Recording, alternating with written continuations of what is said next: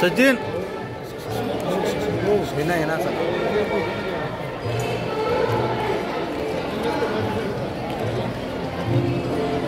शिवाजी महाराज की जय, जय भवानी, जय शिवाजी, जय छत्रपती शिवाजी महाराज की जय, जय भवानी, जय शिवाजी, जय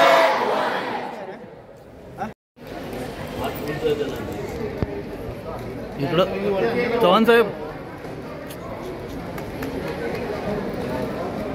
इकडं बघा अमर रहे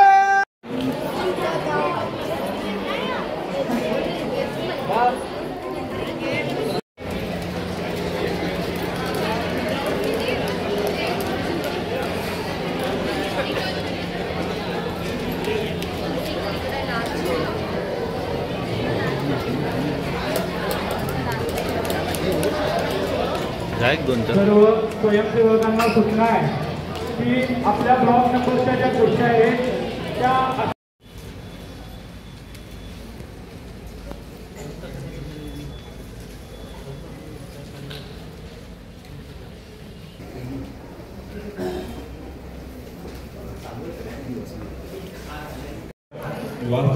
ही सामान्य परीक्षा घेतली जाते खरंच प्रस्तुत करणं आम्हाला तुम्हाला सर्व मराठी भाषिकांचे कर्तव्य आहे.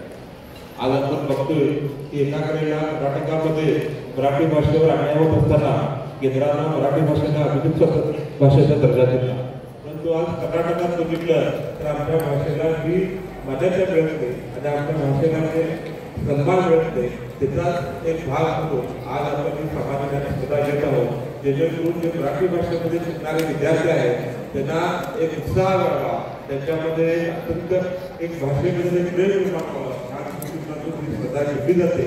ह्या स्पर्धेमध्ये जे कोण सहभागी झाले त्या सर्वांचं आम्ही अभिनंदन करतोय की स्पर्धेमध्ये तुमचा नंबर लागू का न लागू तुम्ही इथं सहभागी झाला आणि मराठी भाषेचा टिकवण्यासाठी तुम्ही जे सहकार्य केले आहे त्याबद्दल सगळ्यांचं धन्यवाद. त्याचबरोबर ह्या मुलांना वितरण करणारे जे शिक्षक आहेत ज्या शिक्षकांनी आज अत्यंत परिश्रम घेऊन ह्या स्पर्धेला जे काय एक नवचैतन्य निर्माण करायचा प्रयत्न केला. आज आता इथे बघितलं असं वाटतंय की आज मराठी भाषा जपणाऱ्यांना आज ही कामगिरी आहे की ते येऊन बघा की मराठी भाषेच्या प्रेमावरती किती विद्यार्थ्यांनी जमलेले आहेत हे सगळ्यांनी बघितलं कळेल की आज सीमा भागामध्ये मराठीचं वर्चस्व आहे आणि आजही मराठीमध्ये शिकण्यासाठी आज आपले जे युवक आहेत एक बालगोपाल आहेत ते आपल्याला उत्सुक आहेत सगळ्यांमध्ये दिसून येतात.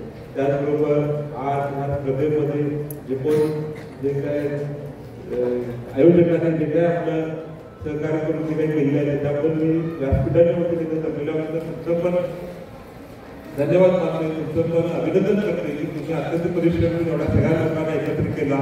त्यामुळे अशी स्पर्धा आपण भविष्यामध्ये मराठी भाषेच्या संदर्भामध्ये टिकवण्यासाठी कार्यरत राहूया. आपण सर्व समाज तुमच्या पाठीमागे आहे असं सांगून मी सगळ्यांच्या थांबतोय. धन्यवाद. जय हिंद जय महाराष्ट्र. सर्व मान्यवरांना विद्यार्थ्यांना अभिवादन.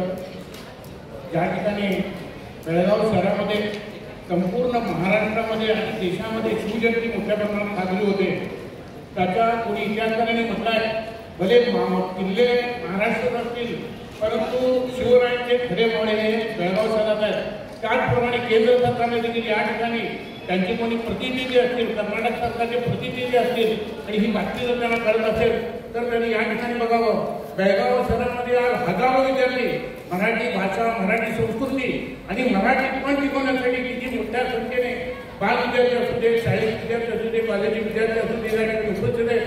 केंद्राने याची दखल घ्यावी आणि हा जो प्रलंबित कर्नाटक महाराष्ट्र सीमा प्रश्न आहे लवकरात लवकर निकाल काढावा यावर दिसून येते. या उपक्रमाचं युवक आणि मराठी समितीच्या सर्व कार्यकर्त्यांचं प्रतिनिधित्व आणि उपस्थितांचं अभिनंदन करतो. जय हिंद जय महाराष्ट्र.